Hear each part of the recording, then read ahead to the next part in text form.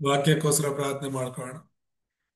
ನಮ್ಮನ್ನು ಬಹಳವಾಗಿ ಪ್ರೀತಿಸುವಂತ ನಮ್ಮ ತಂದೆಯಾದ ದೇವರೇ, ನಿಮ್ಮ ಪರಿಶುದ್ಧವಾದ ನಾಮಕ್ಕೆ ಸ್ತೋತ್ರವಾಗಲಿ. ಅಪ್ಪ ದೇವರೇ, ಈ ಸಮಯದಲ್ಲಿ ನಿಮ್ಮ ಜೀವವುಳ್ಳ ವಾಕ್ಯವನ್ನು ನಾವು ಕೇಳಲಿಕ್ಕಿದ್ದೇವೆ. ಕೇಳುವಂತ ಕಿವಿಗಳನ್ನು ನಮ್ಗೆ ಅನುಗ್ರಹಿಸಬೇಕಾಗಿ ಪ್ರಾರ್ಥಿಸ್ತೇವೆ. ವಾಕ್ಯದಲ್ಲಿಯ ಒಂದು ಜೀವನವನ್ನ ನಾವು ಜೀವಿಸಲು, ವಾಕ್ಯಾನುಸಾರವಾದ ಜೀವಿತವನ್ನ ನಾವು ಜೀವಿಸಲು ಸಹಾಯ ಮಾಡಿರಿ.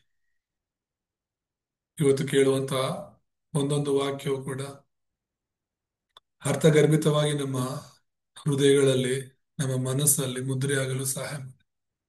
ಹಾಗೆ ಮಾಡಿದಕ್ಕಾಗಿ ಸ್ತೋತ್ರ. ಕ್ರಿಸ್ತನಾದ ಯೇಸುವಿನಲ್ಲಿ ಪ್ರಾರ್ಥಿಸ್ತೇನೆ ತಂದೆ, ಆಮೇಲೆ.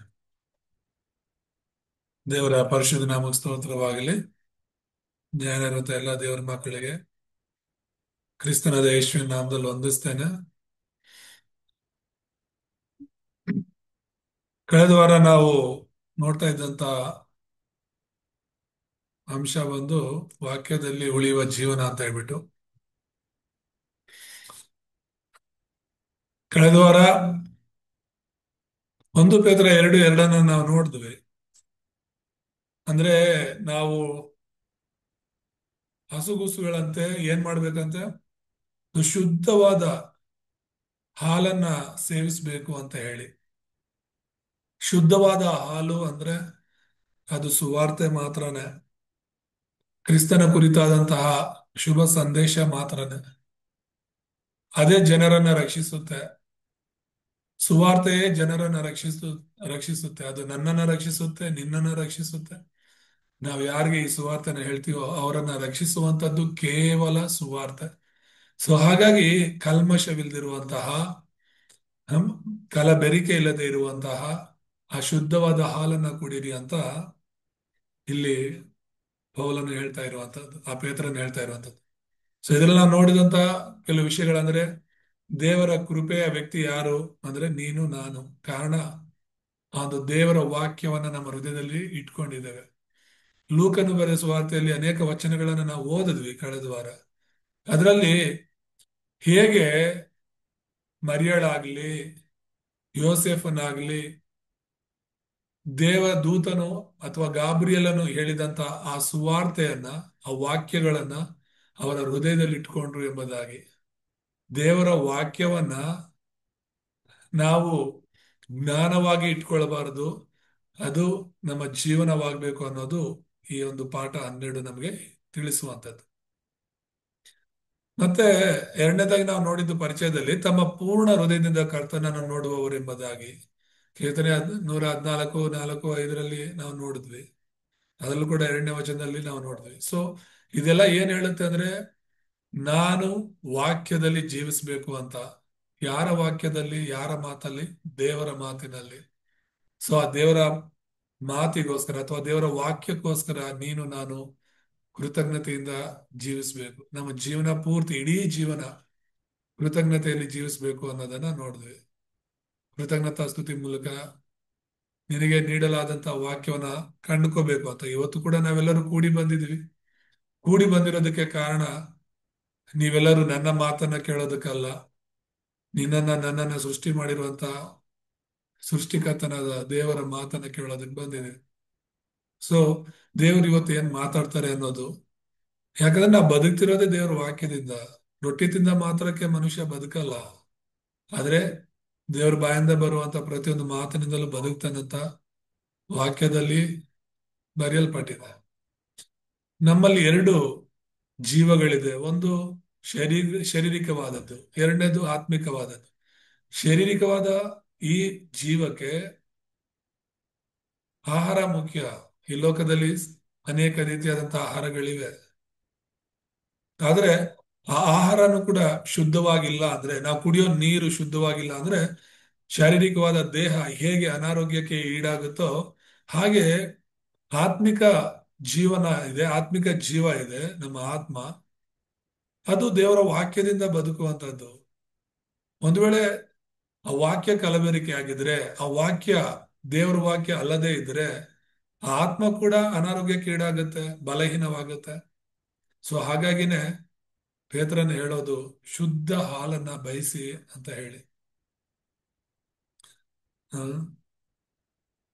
So ಇಲ್ಲಿ ಮತ್ತಾಯ 4:19 ಕೂಡ ನಾವು ನೋಡ್ತೇವೆ, ಯಾರು ನಿನ್ನನ್ನ ನನ್ನನ್ನ ಕರೆದಿದ್ದು ದೇವರು. ಸೊ ಮೀನ್ ಹಿಡಿಯುವ ಬೆಸ್ತರ, ಮನುಷ್ಯರನ್ನ ಹಿಡಿಯುವ ಬೆಸ್ತರನ್ನಾಗಿ ನಾನು ಮಾಡ್ತೇನೆ ಅಂತ ದೇವರು ನಮ್ಮನ್ನ ಕರೆದಿದ್ದಾರೆ. ಮನುಷ್ಯರನ್ನ ಹಿಡಿಬೇಕಾಗಿರೋದು, ಮನುಷ್ಯರನ್ನ ರಕ್ಷಿಸಬೇಕಾಗಿರೋದು ಸರಿಯಾದ ಸುವಾರ್ತೆಯಿಂದ. ಒಂದ್ ವೇಳೆ ಜನರನ್ನ ನಾವು ತಪ್ಪಾದ ಸುವಾರ್ತೆಯಿಂದ ಅಥವಾ ಸುವಾರ್ತೆ ಅಲ್ಲದೆ ಇರುವಂತಹ ವಿಷಯಗಳಿಂದ ರಕ್ಷಿಸೋದಾದ್ರೆ ಅಥವಾ ಸಭೆಗೆ ನಡೆಸೋದಾದ್ರೂ ಕೂಡ ಅವರು ಖಂಡಿತ ತುಂಬಾ ದಿನ ಇರಲ್ಲ. ಹ್ಮ್.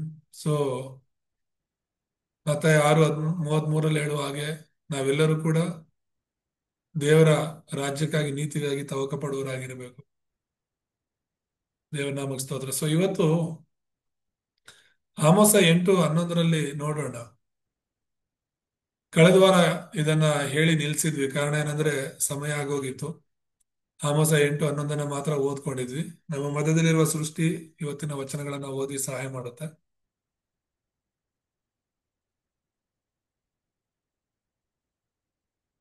ಆಮೋಸ 8:11.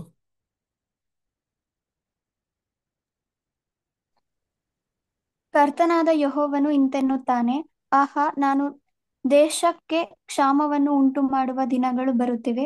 ಅದು ಅನ್ನದ ಕ್ಷಾಮವಲ್ಲ, ನೀರಿನ ಕ್ಷಾಮವಲ್ಲ, ಯೆಹೋವನ ವಾಕ್ಯಗಳ ಕ್ಷಾಮವೇ. ಆಮೆನ್. ಸೊ ಇಲ್ಲಿ ನಾವು ನೋಡ್ತಿರುವಂತದ್ದು ಎಲ್ಲಾ ತರದ ಕ್ಷಾಮ ಬರುತ್ತೆ ಅಲ್ವಾ. ಆ 2016ರಲ್ಲಿ ಡಿಮಾನಿಟೈಸೇಷನ್ ಅಂತ ಮಾಡಿದ್ರು. ಅಂದ್ರೆ ಹಣವನ್ನೆಲ್ಲ, ನಮ್ಮ ಹತ್ರ ಇದ್ದಂತಹ ಹಳೆ ನೋಟುಗಳು, 500 ರೂಪಾಯಿ, 1000 ರೂಪಾಯಿ ನೋಟುಗಳನ್ನೆಲ್ಲ ವಾಪಸ್ ತಗೊಂಡ್ರು. 100 ರೂಪಾಯಿ ನೋಟುಗಳನ್ನು ಕೂಡ ಈಗ ವಾಪಸ್ ತಗೊಂಡ್ರು.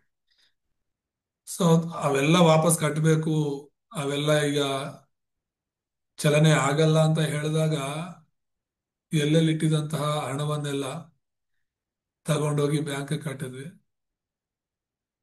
ಹಾಗೆ ಎಷ್ಟು ಕಷ್ಟಪಟ್ವಿ ಹಣಕ್ಕೋಸ್ಕರ ಅಂತ. ದುಡ್ಡಿದ್ರು ಯೂಸ್ ಮಾಡದೇ ಇರುವಂತ ಪರಿಸ್ಥಿತಿ. ನಮ್ ದುಡ್ಡು ಬ್ಯಾಂಕ್ ಅಲ್ಲಿ ಇದ್ರು ಕೂಡ ದಿನಕ್ಕೆ 2,000 ಕೊಡೋರು ಅಥವಾ 4,000 ಕೊಡೋರು, ಅದನ್ನ ಕೂಡ ಕ್ಯೂ ಅಲ್ಲಿ ನಿಂತ್ಕೊಂಡು ತಗೋಬೇಕಾಗಿತ್ತು. ಹಣದ ಕ್ಷಾಮನೆ ಬಂದಿತ್ತು ಆ ಟೈಮಲ್ಲಿ. ಹ್ಮ್. ನೀರಿನ ಕ್ಷಾಮ ಅನುಭವಿಸಿದ್ದೀವಿ ನಾವು ಅದನ್ನ. ಈಗ ನೀರ್ ಬರ್ತಾ ಇರುತ್ತೆ, 1-2 ದಿನ ನೀರ್ ಬಿಟ್ಟಿಲ್ಲ, 1 ವಾರ ನೀರ್ ಬಿಟ್ಟಿಲ್ಲ, ಏನೋ ಮೋಟರ್ ಕೆಟ್ಟೋಯ್ತು ಅಂತ ಹೇಳಿ ನೀರೇನಾದ್ರೂ ಬಿಟ್ಟಿಲ್ಲ ಅಂದ್ರೆ ಹೇಗಿರುತ್ತೆ ಪರಿಸ್ಥಿತಿ. ಹಾಗೆ ಊಟದ ಕ್ಷಾಮ, ಆಹಾರ ಸಿಗದೆ ಇರುವಾಗ ಹೇಗಿರುತ್ತೆ, ಆ ಬರಗಾಲ ಅಂತ ಬಂದಾಗ ಹೇಗಿರುತ್ತೆ. ಅವೇ ಕಷ್ಟ ಅನ್ಕೊಂಡ್ರೆ ಇಲ್ಲಿ ದೇವ್ರು ಹೇಳ್ತಾ ಇರುವಂತದ್ದು ಅನ್ನದ ಕ್ಷಾಮವಲ್ಲ, ನೀರಿನ ಕ್ಷಾಮವಲ್ಲ. ಯಾವ ಕ್ಷಾಮ? ದೇವರ ವಾಕ್ಯದ ಕ್ಷಾಮ ಬರುತ್ತೆ. ದೇವರ ವಾಕ್ಯವೇ ಸಿಗದೆ ಇರುವಂತಹ ಬರಗಾಲ ಬರುತ್ತೆ. ಎಲ್ಲಿಂದ ಎಲ್ಲಿಗೆ ಓಡೂರು. ಈಗ ಯೇಸು ಬಗ್ಗೆ ಹೇಳಿದ್ರೆ ಕೇಳೋರು ಇಲ್ಲ ಜನ. ಯೇಸು ಸ್ವಾಮಿ ಬಗ್ಗೆ ಹೇಳ್ತೀವಿ ಕೇಳಿ, ಸತ್ಯವನ್ನ ಹೇಳ್ತೀವಿ ಕೇಳಿ ಅಂದ್ರೆ ಕೇಳಿಸ್ಕೊಳ್ಳೋದಕ್ಕೆ ಜನ ರೆಡಿ ಇಲ್ಲ. ಬೇಡ ಅಂತಿದ್ದಾರೆ, ಬೈತಿದ್ದಾರೆ, ಸೇವಕರನ್ನ ಬೈತಿದ್ದಾರೆ. ಸುವಾರ್ತೆ ಸಾರಕ್ಕೆ ಹೋಗುವಾಗ ಎಷ್ಟೋ ಜನರನ್ನ ಬೈದು ಹೊಡೆದು ಎಷ್ಟೋ ಸೇವಕರ ಪ್ರಾಣಗಳನ್ನು ಕೂಡ ತೆಗಿತಾ ಇದ್ದಾರೆ. ಬೈಬಲ್ನ ಹರಿದಾಕ್ತಾ ಇದ್ದಾರೆ, ಬೆಂಕಿ ಹಾಕ್ತಾ ಇದ್ದಾರೆ, ಬೈಬಲ್ನ ಅವಮಾನಿಸ್ತಿದ್ದಾರೆ, ಯೇಸುವನ್ನ ಅವಮಾನಿಸ್ತಿದ್ದಾರೆ, ಯೇಸುವನ್ನ ನಂಬಿರೋ ಜನರನ್ನ ಅವಮಾನಿಸ್ತಿದ್ದಾರೆ. ಯಾವುದೋ ಫಾರಿನ್ ದೇವರನ್ನ ನಂಬಿದೀವಿ, ಮತಾಂತರ ಆಗಿದ್ದೀವಿ, ಹಾಗೆ ಹೀಗೆ ಅಂತ. ಸೈತಾನನು ಎಷ್ಟರ ಮಟ್ಟಿಗೆ ಅವರ ಮನಸ್ಸುಗಳನ್ನ ಮಂಕು ಮಾಡಿದಾನಂತ ಇಲ್ಲೇ ಗೊತ್ತಾಗುತ್ತೆ ನಮ್ಗೆ. ದೇವ್ರು ನಾವೆಷ್ಟು ಕೃತಜ್ಞತೆ ಸಲ್ಲಿಸ್ಬೇಕಲ್ವಾ. ಸತ್ಯ ದೇವರನ್ನ ನಾವು ಅರ್ಥ ಮಾಡ್ಕೊಳ್ಳುವಂತೆ ದೇವರೇ ಮಾಡಿದ್ದಾರೆ. ನಮ್ಮ ಜ್ಞಾನದಿಂದ ಏನ್ ನಾವು ದೇವ್ರನ್ನ ಕಂಡುಕೊಂಡಿಲ್ಲ. ನಮ್ಗೇನು ಅಷ್ಟೊಂದು ಜ್ಞಾನ ತಿಳುವಳಿಕೆ ಇಲ್ಲ, ನಾವೇನ್ ದೊಡ್ಡ ಪಂಡಿತರಲ್ಲ, ದೊಡ್ಡ ಜ್ಞಾನಿಗಳಲ್ಲ. ಆ, ಎಷ್ಟೋ ಜನ ಆ ಜ್ಞಾನಪೀಠ ಪ್ರಶಸ್ತಿ ಪಡೆದವರು ಕೂಡ ರಕ್ಷಣೆ ಹೊಂದಕ ಆಗಿಲ್ಲ. ಆ, ಎಷ್ಟೋ ಜನ ವಿಜ್ಞಾನಿಗಳು ರಕ್ಷಣೆ ಹೊಂದಕ ಆಗಿಲ್ಲ. ಆದ್ರೆ ಅಲ್ಪರಾದ ನಾವಿವತ್ತು ಸತ್ಯವನ್ನ ತಿಳ್ಕೊಂಡು ರಕ್ಷಣೆಯಲ್ಲಿ ಇದ್ದೀವಿ ಅಂದ್ರೆ ದೇವ್ರಿಗೆ ಎಷ್ಟು ಕೃತಜ್ಞತೆ ಸಲ್ಲಿಸ್ಬೇಕು. ಅದರಲ್ಲೂ ಕೂಡ ಸತ್ಯ ಸುವಾರ್ತೆಯನ್ನ ಕೇಳಿ ಸರಿಯಾದ ರಕ್ಷಣೆಯನ್ನು ಹೊಂದ್ಕೊಂಡು ಕ್ರಿಸ್ತನಲ್ಲಿ ಇದ್ದೀವಿ ಅಂದ್ರೆ ನಿಜವಾಗ್ಲು ದೇವರಿಗೆ ಸ್ತೋತ್ರ ಸಲ್ಲಿಸ್ಬೇಕು. ಸತ್ಯ ಸುವಾರ್ತೆಯಲ್ಲಿರೋ ನಮಗಂತೂ ವಾಕ್ಯದ ಕ್ಷಾಮ ಇಲ್ಲ ಅಂತ ನೆನೆಸ್ತೀನಿ. ಪ್ರತಿದಿನ ವಾಕ್ಯ ಧ್ಯಾನ ಮಾಡ್ತಾ ಇದ್ದೀವಿ ನಾವು. ಪ್ರತಿದಿನ ಮುಂಜಾನೆ ಜೂಮ್ ಮೀಟಿಂಗ್ಗಳಲ್ಲಿ, ಭಾನುವಾರದ ಪ್ರಾರ್ಥನೆಗಳಲ್ಲಿ ಈಗಲೇ ಸಾಧ್ಯವಾದಷ್ಟು ವಾಕ್ಯಗಳನ್ನ ನಾವೇನ್ ಮಾಡ್ಕೋಬೇಕು, ನಮ್ಮ ಹೃದಯದಲ್ಲಿ ಆ, ಅದನ್ನ ಸ್ಟಾಕ್ ಮಾಡ್ಕೋಬೇಕು.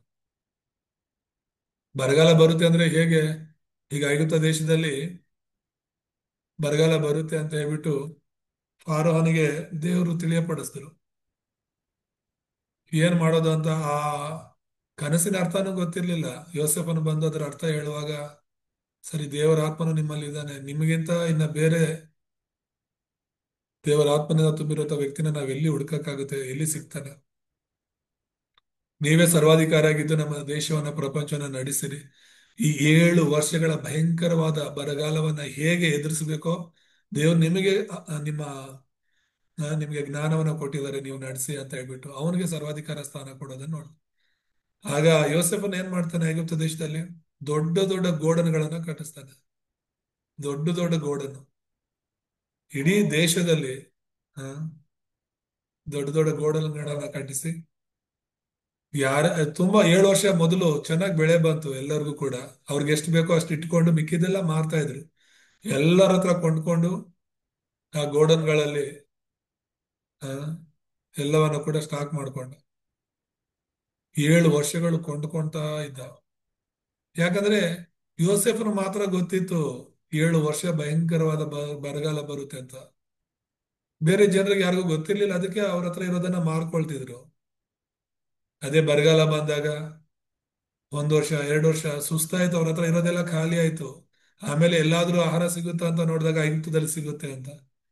ಬರೀ ಐಗುಪ್ತ ಜನರಲ್ಲ, ಇಡೀ ಪ್ರಪಂಚದ ಜನರು ಯೋಸೆಫನನ್ನ ಹುಡುಕೊಂಡು, ಐಗುಪ್ತವನ್ನು ಹುಡುಕೊಂಡು ಅವ್ರು ಬಂದ್ರು. ಆ, ದೇವನಾಮಕ್ಕೆ ಸ್ತೋತ್ರ. ಆ ಯೋಸೆಫ ನಿನ್ನನ್ನ ನನ್ನನ್ನ ಸೂಚಿಸುತ್ತಾನೆ. ಆ ಬರಗಾಲ ಅನ್ನೋದು ಸುವಾರ್ತೆ ಇಲ್ಲದೆ ಇರುವಂತಹ ದಿನಗಳನ್ನ ಸೂಚಿಸುತ್ತೆ. ಆ ಗೋದಾಮುಗಳು ನೀನು ನಾನು ನಮ್ಮ ಹೃದಯಗಳಲ್ಲಿ ಅವುಗಳನ್ನ ಭದ್ರಪಡಿಸ್ಕೊಳ್ಬೇಕು, ದೇವರ ಸತ್ಯ ಸುವಾರ್ತೆಯನ್ನು. ಒಂದು ಕಾಲ ಬರುತ್ತೆ, ಜನರೆಲ್ಲರೂ ಕೂಡ ನಮಗೆ ಸತ್ಯವನ್ನ ಹೇಳಿ, ಸತ್ಯ ಸುವಾರ್ತೆನ ಸಾರಿ, ಯೇಸು ಬಗ್ಗೆ ಹೇಳಿ ಅಂತ ಅವರೇ ಗೋಗರಿಯುವಂತ ದಿನಗಳು ಬರುತ್ತೆ. ಒಂದ್ ವೇಳೆ ನಾವು ಅದಕ್ಕೆ ಸಿದ್ಧರಾಗಿಲ್ಲ ಅಂತ ಹೇಳಿದ್ರೆ ಕಷ್ಟ ಆಗುತ್ತೆ. ಯೋಸೆಫನಂತೆ ನಾವು ಸಿದ್ಧವಾಗಿರೋಣ. ಇಲ್ಲಿ ಆ ಪರಿಸ್ಥಿತಿ ಹೇಗಿರುತ್ತೆ ಅಂತ ಹೇಳ್ಬಿಟ್ಟು ಕೆಲವು ವಚನಗಳಿಂದ ನಾವು ಅರ್ಥ ಮಾಡ್ಕೊಳ್ಳೋಣ. ವಚನ 5 ಓದೋಣ.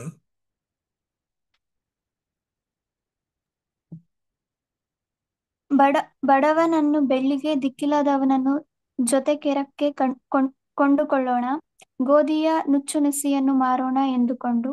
ಅಂದ್ರೆ ಇಲ್ಲಿ ಅಂದ್ರೆ ಏನಂತ ಇದೆ ಅಂದ್ರೆ ಬಿಸಿಯಾದ ಜೀವನ ಅಂತ ಹೇಳ್ಬಿಟ್ಟು. ಬಿಸಿಯಾದ ಜೀವನ ಅಂದ್ರೆ ಎಷ್ಟು ಹದಗೆಟ್ಟಿರುತ್ತೆ ಆ ಜೀವನ ಅಂತ ಹೇಳಿ.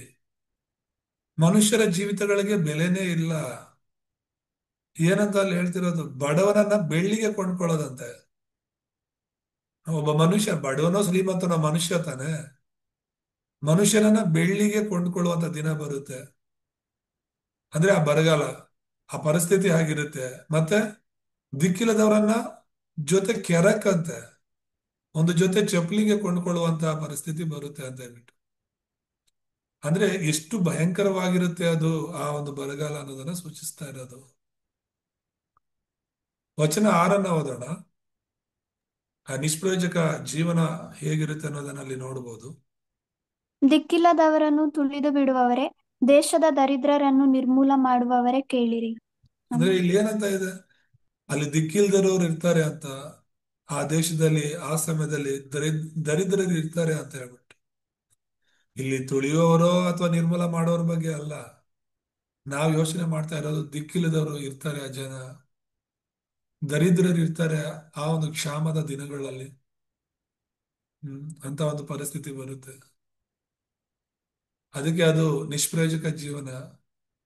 ಆ ದಿಕ್ಕಿಲ್ಲದೆ ಇರೋದು, ದರಿದ್ರತನ ಅನ್ನೋದು ಏನನ್ನ ಸೂಚಿಸುತ್ತೆ, ಅದೊಂದು ನಿಷ್ಪ್ರಯೋಜನ. ಅಂತ ಜೀವನ ಯಾಕಾದ್ರೂ ನಾವು ಜೀವಿಸುತ್ತಿದೀವೋ ಅಂತ ಅನ್ಸುತ್ತಲ್ಲ. ಮತ್ತೆ ಹತಾಶೆ ಸಮಯದ ವೇಳಾಪಟ್ಟಿಯನ್ನು ನಾವು ನೋಡ್ತೇವೆ 9. ಕರ್ತನಾದ ಯೆಹೋವನು ಇಂತೆನ್ನುತ್ತಾನೆ, ಆ ದಿನದಲ್ಲಿ ಸೂರ್ಯನನ್ನು ಮಧ್ಯಾಹ್ನಕ್ಕೆ ಮುಳುಗಿಸುವೆನು, ಭೂಮಿಯನ್ನು ಹಗಲಿನಲ್ಲೇ ಮುಬ್ಬು ಮಾಡುವೆನು. ಆಮೇನ್. ಅದು ಹತಾಶೆನ ಸೂಚಿಸುತ್ತೆ. ಏನು ಹತಾಶೆ? ಹ?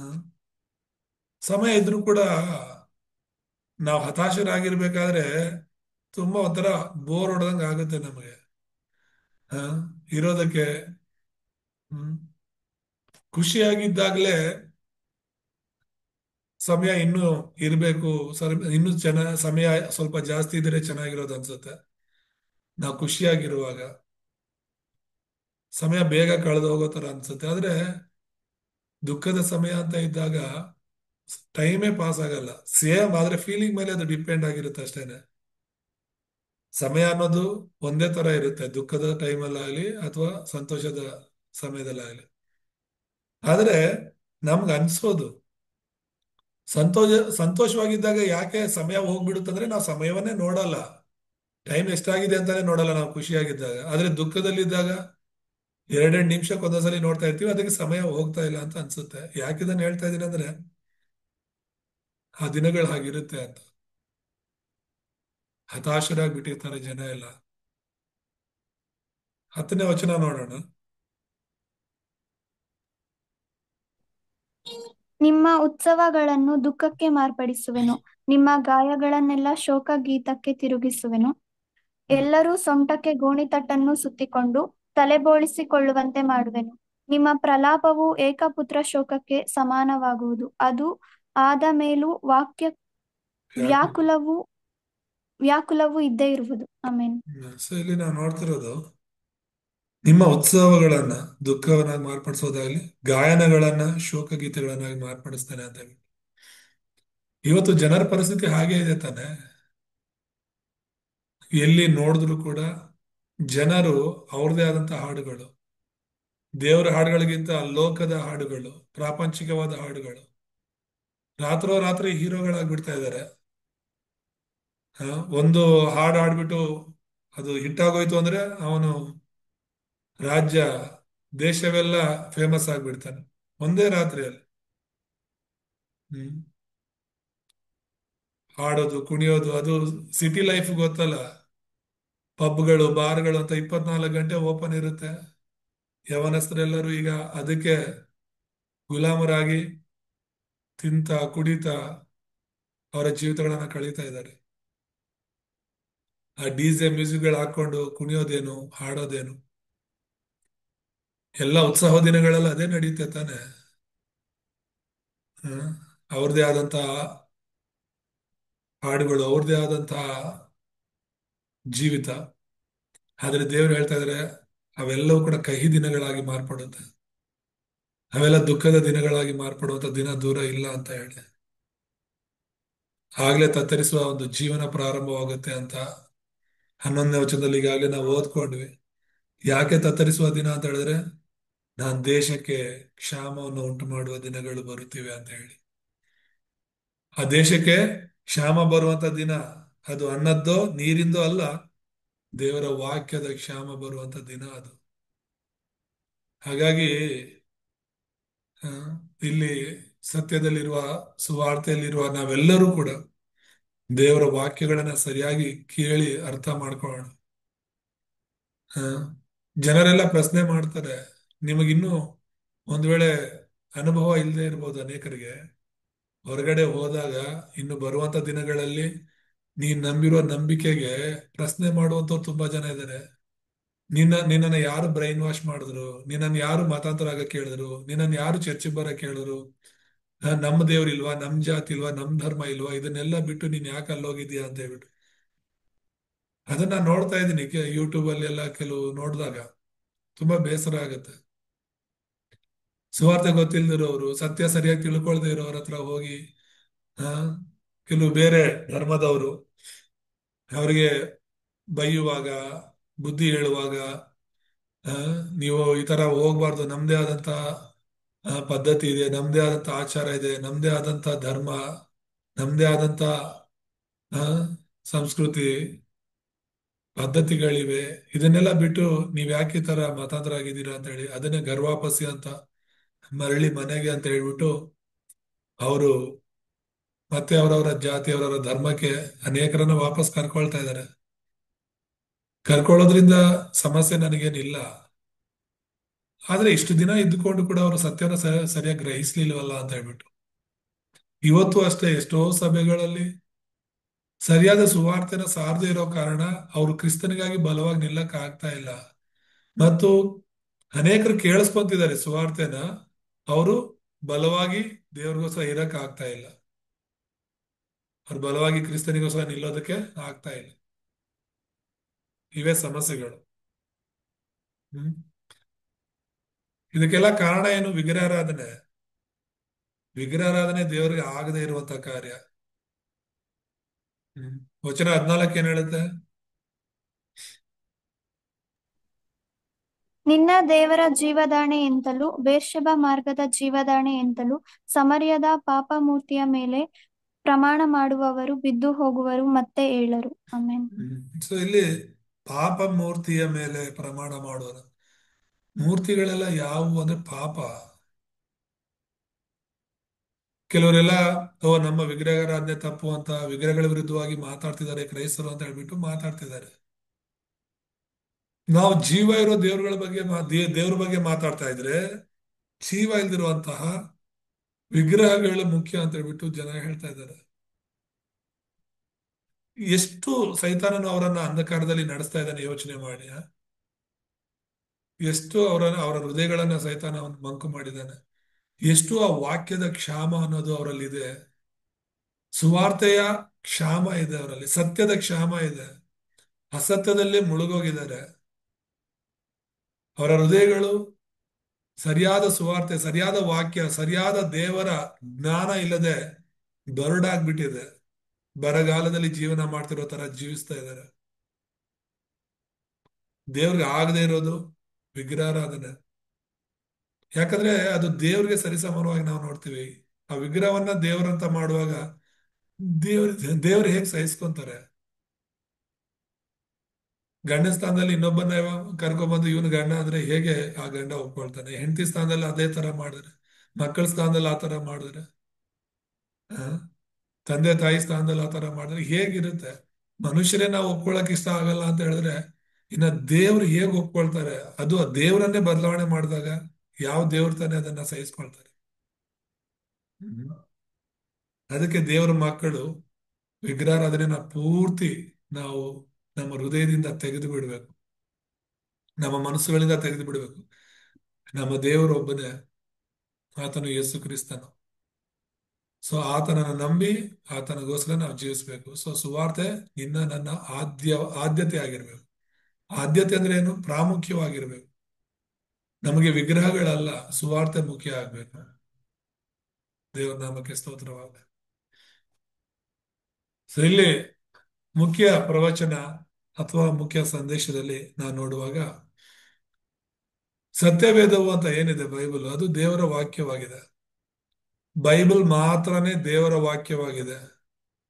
ಬೇರೆ ಯಾವ್ದಾದ್ರೂ ಪುಸ್ತಕವನ್ನ ನಾವು ದೇವರ ವಾಕ್ಯ ಅಂತ ಕೇಳಿದೀವ? ಯಾರಾದ್ರೂ ಹೇಳೋದು ಇದು ದೇವರ ವಾಕ್ಯ ಅಂತ ಹೇಳ್ಬಿಟ್ಟು? ಇಲ್ಲ, ಬೈಬಲ್ ದೇವರ ವಾಕ್ಯ. ಯಾಕಂದ್ರೆ 1500 ವರ್ಷಗಳಲ್ಲಿ ದೇವರಿಂದ ಪ್ರೇರಿತವಾದಂತಹ 40 ವಿಭಿನ್ನ ಲೇಖಕರು ಇದನ್ನ ಬರೆದಿದ್ದಾರೆ. ಇದು ಬರೆಯಕ್ಕೆ ಆಗಿದ್ದು ಎಷ್ಟು ವರ್ಷ ಹಿಡಿಸ್ತು ಇದು ಬರೆಯಕ್ಕೆ ಅಂದ್ರೆ ಇದರ ಚರಿತ್ರೆ ಆದಿಕಾಂಡದಿಂದ ಪ್ರಕಟಣೆಯನ್ನ ಬರೆದು ಮುಗಿಸೋದಕ್ಕೆ 1500 ವರ್ಷಗಳಾಗಿದೆ. ಮತ್ತೆ ಇದನ್ನ ಬರ್ದಿದ್ದು ಎಷ್ಟು ಜನ? ಇದನ್ನ ಯಾರೋ ಒಬ್ರು ಎಲ್ಲೋ ಒಂದು ಮೂಲೆಯಲ್ಲಿ ಇತ್ಕೊಂಡು ಬರ್ದಿಲ್ಲ, ಯಾವ್ದೋ ಒಂದು ಮನೆಯಲ್ಲಿ ಕೂತ್ಕೊಂಡು ಬರ್ದಿಲ್ಲ. 40 ಜನರು ಬರ್ದಿರೋದು ಬೈಬಲ್ನ. ಇದರ ನಿಜವಾದ ಲೇಖಕ ಯಾರು ಅಂತ ಹೇಳಿದ್ರೆ ದೇವರು. ಆದ್ರೆ ಮನುಷ್ಯರನ್ನ ದೇವರು ಉಪಯೋಗಿಸ್ಕೊಂಡ್ರು. 40 ಜನರು ಬೇರೆ ಬೇರೆ ಕಾಲಘಟ್ಟದಲ್ಲಿ ಜೀವನ ಮಾಡಿದವರು. 1500 ವರ್ಷಗಳ ಚರಿತ್ರೆ ಇದೆ ಅಂತ ಹೇಳಿದ್ರೆ, ಈಗ ಮೋಶೆ ಬರ್ದಿದ್ದಾನೆ. ಮೋಶೆ ಬರ್ದಿರೋದನ್ನ ಸಮುವೇಲ್ ನೋಡಿಲ್ಲ. ಸಮುವೇಲ್ ಬರ್ದಿರೋದನ್ನ ದಾವಿದು ನೋಡಿಲ್ಲ. ದಾವಿದು ಬರ್ದಿರೋದನ್ನ ಆ, ಈ ಸೊಲೊಮೋನ್ ಬರ್ದಿರೋದನ್ನ ನೋಡಿಲ್ಲ. ಸೊ ಈ ತರ ಹೇಳ್ತಾ ಹೋದ್ರೆ ಇನ್ನು ಪ್ರವಾದಿಗಳ ಬಗ್ಗೆ ನಾವು ನೋಡೋದಾದ್ರೆ ಯೆಶಾಯನ ಪ್ರವಾದಿಗೂ ಎಜೆಕಿಯೇಲನ ಪ್ರವಾದಿಗೂ ದಾನಿಯೇಲನಿಗೂ ಎಷ್ಟೋ ವ್ಯತ್ಯಾಸಗಳಿದೆ. ಏಷಯ ದಾನಿಯೇಲನಿಗೇನೆ 700 ವರ್ಷಗಳಿದೆ ವ್ಯತ್ಯಾಸ. ಏಷಯ ದಾನಿಯೇಲ ಪಕ್ಕಪಕ್ಕದಲ್ಲೇ ಇದ್ರೂ ಕೂಡ ಪುಸ್ತಕಗಳು, ಅವರಿಬ್ಬರಿಗೂ ಕೂಡ 700 ವರ್ಷಗಳ ಅಂತರ ಇದೆ. ಫಸ್ಟ್ ಏಷಯನು ಬದುಕಿದ್ದಾನೆ, ಏಷಯನ ನಂತರ 700 ವರ್ಷಗಳಾದ್ಮೇಲೆ ದಾನಿಯೇಲನು ಹುಟ್ಟಿ ಬೆಳೆದಿದ್ದು. ಸೊ ಇಷ್ಟು ಅಂತರದಲ್ಲಿ ಕೂಡ ಈ 40 ಜನ ಒಬ್ಬನೇ ಒಬ್ಬ ದೇವರ ಬಗ್ಗೆ ಮಾತನಾಡ್ತಾ ಇರೋದು. ಬೈಬಲ್ ಅಲ್ಲಿ ಯಾವ ಒಂದು ಕನ್ಫ್ಯೂಷನ್ ಇಲ್ಲ. ಯಾಕಂದ್ರೆ ಇವರೆಲ್ಲರೂ ದೇವರಾತ್ಮನಿಂದ ಪ್ರೇರಿತರಾಗಿ ಬರೆದಿದ್ದಾರೆ ಅನ್ನೋದಕ್ಕೆ ಒಂದೇ ಒಂದು ಕಾರಣ, ಬೈಬಲ್ ಜಗಳ ಆಡಲ್ಲ. ಅಂದ್ರೆ ಬೈಬಲ್ ಜಗಳ ಆಡಲ್ಲ ಅಂದ್ರೆ ವಾಕ್ಯಗಳು ಒಂದಕ್ಕೊಂದು ವಿಭಿನ್ನವಾಗಿಲ್ಲ, ಸ್ಟೋರಿಗಳು ಒಂದಕ್ಕೊಂದು ವಿಭಿನ್ನವಾಗಿಲ್ಲ. ಈಗ ಇಲ್ಲಿ ಹೇಳೋ ಸ್ಟೋರಿಗೂ ಇಲ್ಲಿ ಹೇಳೋ ಸ್ಟೋರಿಗೂ ಸಂಬಂಧನೇ ಇಲ್ಲ ಅನ್ನೋ ತರ ಇಲ್ಲ. ಈಗ ನಾವು ವಾಕ್ಯ ಹೇಳ್ತೀವಂದ್ರೆ ಬೇರೆ ಬೇರೆ ವಚನಗಳನ್ನ ತಗೊಂಡು ಮಾತಾಡ್ತಿದೀವಿ ಅಂದ್ರೆ ಅರ್ಥ ಏನು? ಅದಕ್ಕೂ ಇದಕ್ಕೂ ಸಂಬಂಧ ಇದೆ ಅಂತ ಅರ್ಥ. ಸೊ ಆದಿಕಾಂಡದಿಂದ ಹಿಡಿದು ಪ್ರಕಟಣೆ ತನಕ ನಾವು ಬೇರೆ ಬೇರೆ ವಚನಗಳನ್ನ ಹಿಡಿದು ಮಾತಾಡ್ತಿದೀವಿ ಅಂದ್ರೆ ಇವೆಲ್ಲ ಒಂದೇ, ಒಂದಕ್ಕೊಂದು ಸಂಬಂಧ ಇದೆ, ಎಲ್ಲವೂ ಒಂದೇ ಅಂತ ದೇವರ ವಾಕ್ಯಗಳು ಅಂತ. ಮತ್ತು ಈ ಲಿಖಿತವಾದ ಬೈಬಲ್ನ ಉದ್ದೇಶ ಏನು ಅನ್ನೋದು ಕೂಡ ಅರ್ಥ ಮಾಡ್ಕೋಬೇಕು. ಬೈಬಲ್ ಉದ್ದೇಶ ಏನು? ಯಾಕೆ ದೇವರು ಈ ಬೈಬಲ್ನ ಕೊಟ್ಟಿದ್ದಾರೆ ನಮಗೆ ಅಂದ್ರೆ, ಇದು ನಮಗೆ ಶಿಕ್ಷಣ ಕೊಡಕ್ಕಲ್ಲ, ಅಂದ್ರೆ ನಮಗೆ ಜ್ಞಾನವನ್ನ ಬೋಧಿಸೋದಕ್ಕಲ್ಲ. ಇದು ಜ್ಞಾನ ಬರುತ್ತೆ ಬೈಬಲ್ ಓದಿ ಅಂತ ಹೇಳಿದ್ರೆ ತಪ್ಪು. ಅಥವಾ ಇದನ್ನ ಏನೋ ಒಂದು ಟೀಚಿಂಗ್ ಪರ್ಪಸ್ ಆಗಿ ಯೂಸ್ ಮಾಡೋದಲ್ಲ. ಬೈಬಲ್ ದೇವ್ರು ಕೊಟ್ಟಿರೋದು ನಾವು ರಕ್ಷಣೆ ಹೊಂದಬೇಕು ಅಂತ. ರಕ್ಷಣೆ ಹೊಂದದೇ ಇರುವಂತಹ ಯಾವ ವ್ಯಕ್ತಿ ಕೂಡ ಅವನೆಷ್ಟೇ ಸಲ ಬೈಬಲ್ ಓದಿದ್ರು ಪ್ರಯೋಜನ ಇಲ್ಲ. ನೀನ್ ಎಷ್ಟು ಸಲ ಬೈಬಲ್ ಓದಿದ್ಯಾ ಅನ್ನೋದು ಮುಖ್ಯ ಅಲ್ಲ, ಬೈಬಲ್ನ ಯಾವ ರೀತಿ ಅರ್ಥ ಮಾಡ್ಕೊಳ್ತಿದ್ಯಾ ಅನ್ನೋದು ಮುಖ್ಯ.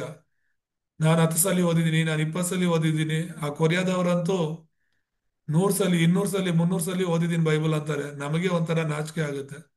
ಅರೆ ಅವ್ರು ಅಷ್ಟು ಸಲ ಓದಿದ್ದಾರೆ, ನಾವು ಇನ್ನೂ ಬೈಬಲ್ ಸರಿಯಾಗಿ ಓದೇ ಇಲ್ವಲ್ಲ ಅಂತ. ಸತ್ಯ ಸುವಾರ್ತೆನ ತಿಳ್ಕೊಂಡ್ಮೇಲೆ ನನಗೆ ಗೊತ್ತಾಗಿದ್ದೇನೆಂದ್ರೆ, ನಾವ್ ಎಷ್ಟು ಸಲ ಓದಿದೀವ ಅಂತ ಅಲ್ಲ. ಈಗ 100 ಸಲ ಬೈಬಲ್ ಓದಿದ್ರು ಕೂಡ ಯೇಸುವೆ ಕ್ರಿಸ್ತನು ಅಂತ ಅವ್ರು ಅರ್ಥ ಮಾಡ್ಕೊಂಡಿಲ್ಲ ಅಂದ್ರೆ, ಸರಿಯಾದ ಸುವಾರ್ತೆಯನ್ನ ದೇವರ ಉದ್ದೇಶವನ್ನ ಅವ್ರು ಅರ್ಥ ಮಾಡ್ಕೊಂಡಿಲ್ಲ ಅಂದ್ರೆ ಎಷ್ಟು ಸಲ ಬೈಬಲ್ ಓದಿ ಪ್ರಯೋಜನ ಏನು?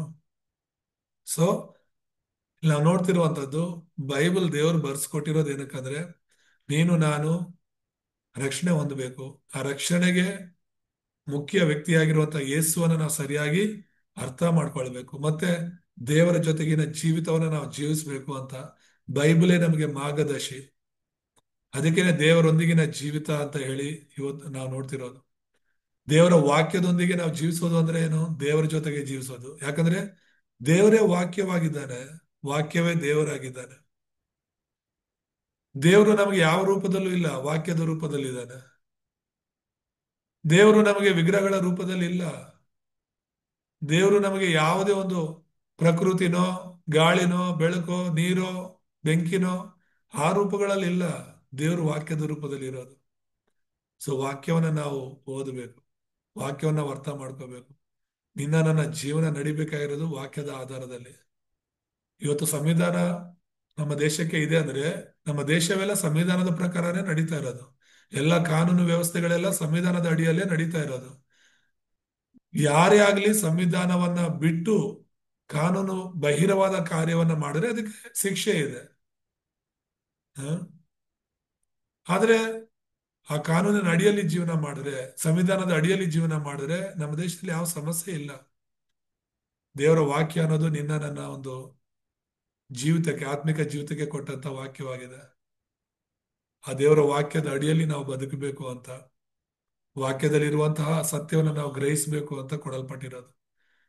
ಬೈಬಲ್ ಮಾತ್ರನೇ ದೇವರ ವಾಕ್ಯವಾಗಿದೆ. ಬೈಬಲ್ ಮಾತ್ರನೇ ದೇವರು ನಿನಗೂ ನನಗೆ ಕೊಟ್ಟಿರೋದಾಗಿದೆ. ಕೆಲವರೆಲ್ಲ ಈಗ ಮುಸ್ಲಿಮ್ಸ್ ಏನ್ ಹೇಳ್ತಾರೆ ಅಂದ್ರೆ ಅವ್ರಿಗೆ ಕುರಾನ್ ದೇವ್ರು ಕೊಟ್ಟಿದ್ದಾರೆ ಅಂತ. ಆ ಕುರಾನು ಅಲ್ಲಾ ಕೊಟ್ಟಿದ್ದಾರೆ, ಪರಲೋಕದಿಂದ ಡೈರೆಕ್ಟ್ ಆಗಿ ಹ್ಮ್ ಒಂದು ಮೊಹಮ್ಮದ್ಗೆ ಅದನ್ನ ಕೊಟ್ಟಿದ್ದಾರೆ ಅಂತ ಹೇಳ್ಬಿಟ್ಟು ಹೇಳ್ತಾರೆ. ಆದ್ರೆ ಯಾವ ಆಧಾರಗಳಿಲ್ಲ. ಅದರಲ್ಲಿ ಒಂದು 14 ಅಧ್ಯಾಯಗಳಿದೆ ಅಂತ ಹೇಳಿದ್ರೆ ಮನುಷ್ಯರು ರಕ್ಷಣೆ ಹೊಂದೋದಕ್ಕೆ ಆ ಒಂದು ಸೈತಾನ ಪಾಪ ನರಕದ ಬಗ್ಗೆ ಸರಿಯಾದ ಒಂದು ಮಾಹಿತಿ ಇಲ್ಲ.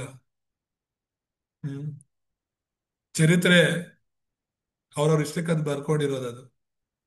ಬೇರೆ ಪುಸ್ತಕಗಳು ಅಷ್ಟೇನೆ. ಆದ್ರೆ ಬೈಬಲ್ ದೇವರಿಂದ ಕೊಡಲ್ಪಟ್ಟಿರೋದು ಅಂತ ಸ್ಪಷ್ಟವಾಗಿದೆ. ಇದರಲ್ಲಿ ಏನು ಸೇರಿಸಬಾರ್ದು ತೆಗಿಬಾರ್ದು ಅಂತ.